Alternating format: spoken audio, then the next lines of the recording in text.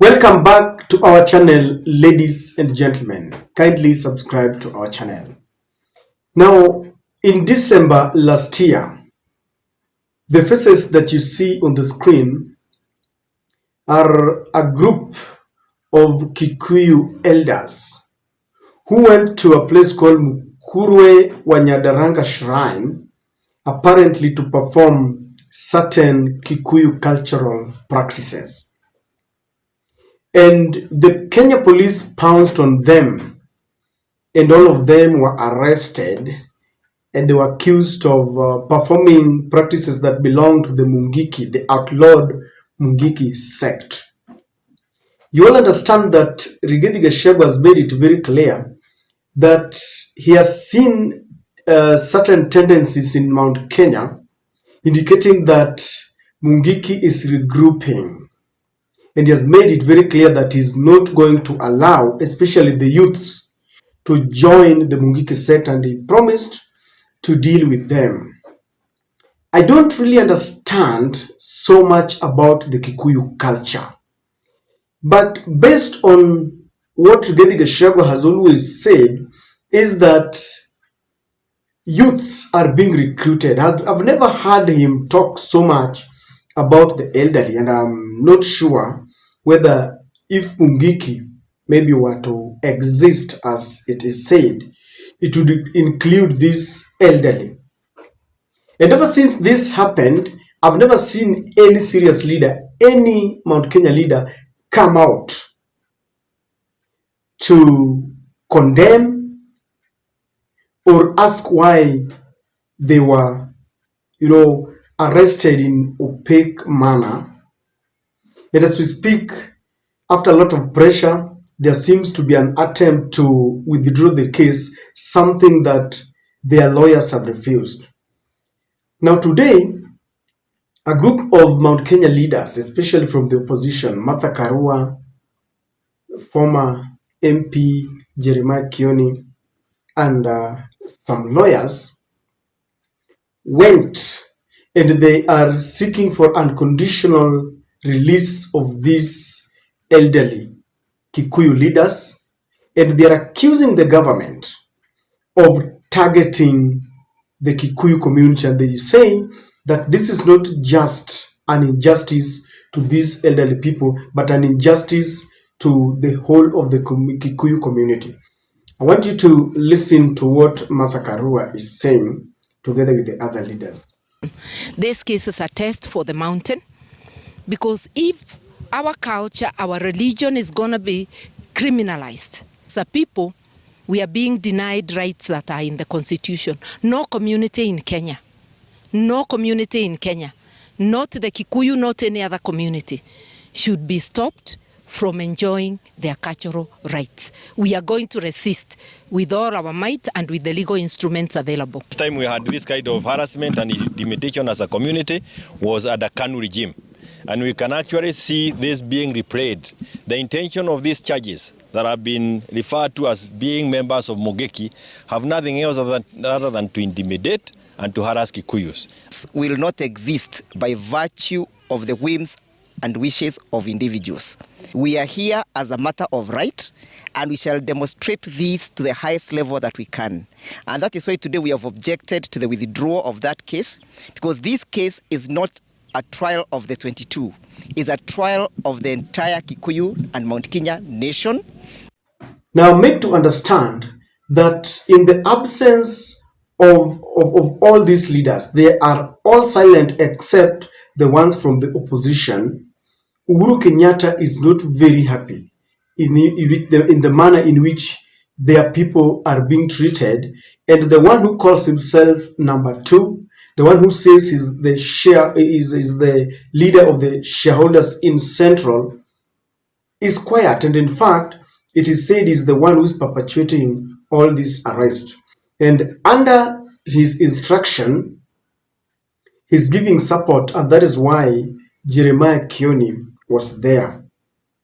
Now, if you look at what is happening in Central, and especially to Rigathi Gachagua, he's really going to have a hard time in his quest to become Mount Kenya kingpin. Just a few days ago, Gachagua became mad when the members of Kiambu County heckled them badly when they tried to intimidate the current governor Kimani Wamatangi. And then Uhuru Kenyatta told them that they should not be looking back, they should be focused on ensuring that they deliver their pledges to the people of Kenya. Siku hizi sineni mambo mengi, naangalia dunia tu.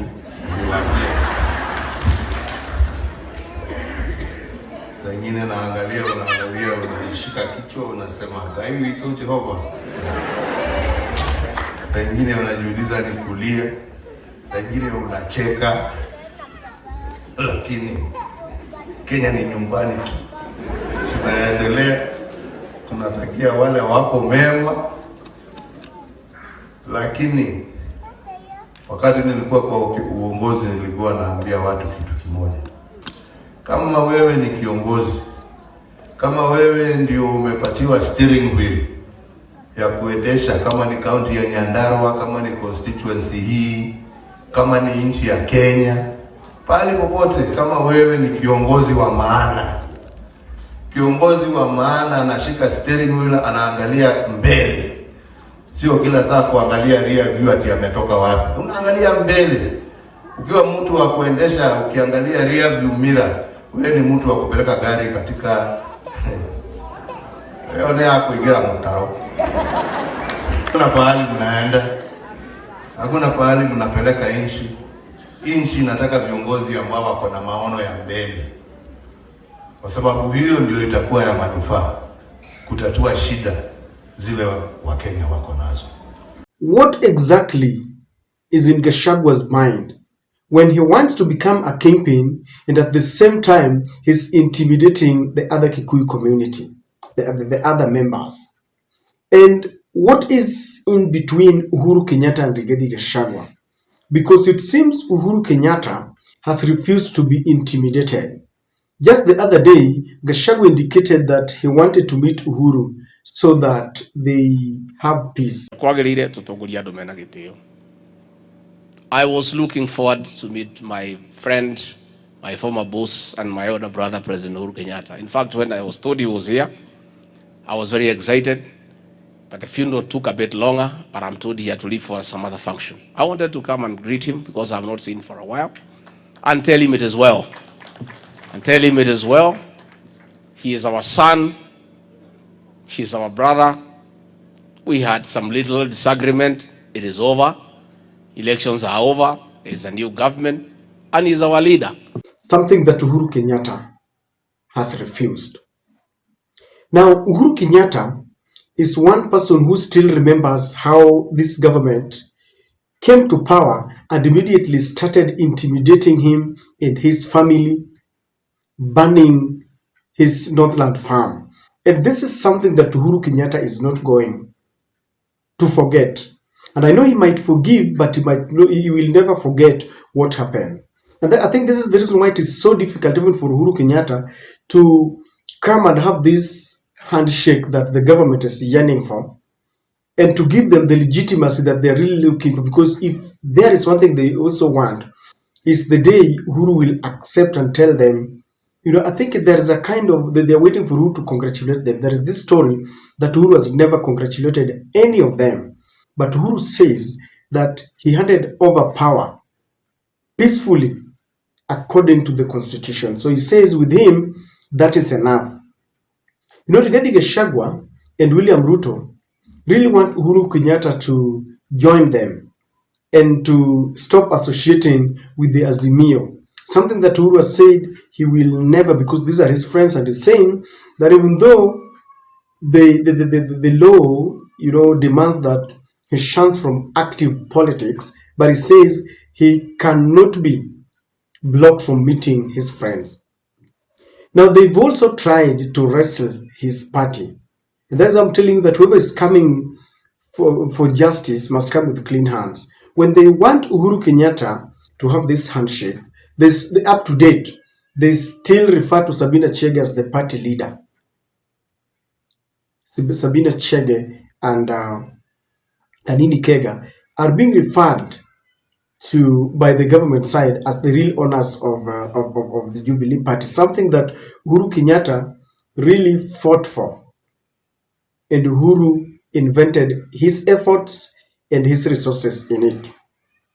Now, Uhuru Kenyatta wants to show these people, and especially even the electorates who voted William Ruto, that he warned them. Well, these people were complaining and telling the electorates that it was Uhuru who messed up the economy. Our economy is in ruins. And Uhuru, I think, is determined to ensure that comes 2027, he will still stand in a podium and tell the people, I warned you. You never listen. Just the other day, the people of Kiambu were praying and asking God to forgive them for not listening to Uhuru Kenyatta. So it seems Uhuru Kenyatta is determined to ensure that by 2027, when people shall have seen the full cruel hands of the Ruto regime, then he will tell them, I warned you, you still have another chance. Because if there's something that is really hurting Uhuru, is the fact that they keep on saying that Uhuru neglected Mount Kenya, Uhuru never ran this country the way it is supposed to be, never governed it the way it is supposed to be. So Uhuru wants to, show the people to look at it and judge for themselves between the Uhuru regime and the Ruto regime, who has got the interest of Mount Kenya at heart, who has got the interest of Kenyans at heart, the high taxes, the cost of living, and everything. Uhuru Kenyatta also wants to show Rigathi Gachagua who the real kingpin is, because Rigathi Gachagua seems to be fighting so much to become the Mount Kenya spokesman. But I don't think it is going to be very easy for him, because people like Ndindi Nyoro are also wrestling all this. But whether it is Ndindi Nyoro, Kimani Chungwa, and Rigathi Gachagua, they belong to the same camp. And Mount Kenya can't just understand why and how these people are not able to speak on their behalf. In fact, anytime the government wants to justify and to defend whatever they're doing, when other Kenyans are complaining, they would go to Mount Kenya. That is where they will defend the taxes. That is where the high taxes that and the levies that they are giving. Anytime the high cost of living is pinching Kenyans, they would go there and blame Uhuru Kenyatta. And these people cannot speak because they feel they are in government.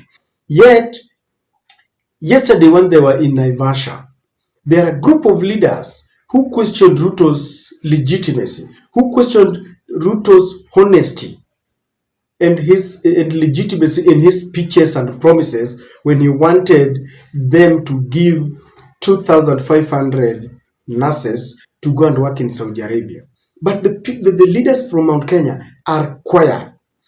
Their people are being arrested, they are quiet. It takes the efforts of people like Martha Karua, Uhuru Kenyatta to speak for them. And Rigathi Gachagua, who says that he's the Mount Kenya kingpin, is looking at this happening, giving instructions for elderly people to be arrested. And you wonder, can these elderly people be Mungiki? Like I said, I don't understand this culture, but I don't think these people. So Rigathi Gachagua must understand that if there is one person who's going to be a thorn in his flesh, it is Uhuru Kenyatta, because Uhuru is determined to ensure that the people see the real characters of Ruto and Rigathi Gachagua. He's determined to ensure that the people will understand why he won them in 2022. Already they've started seeing it, but there are few who still cannot see the intensity of the Ruto regime and all the policies that are making them to suffer.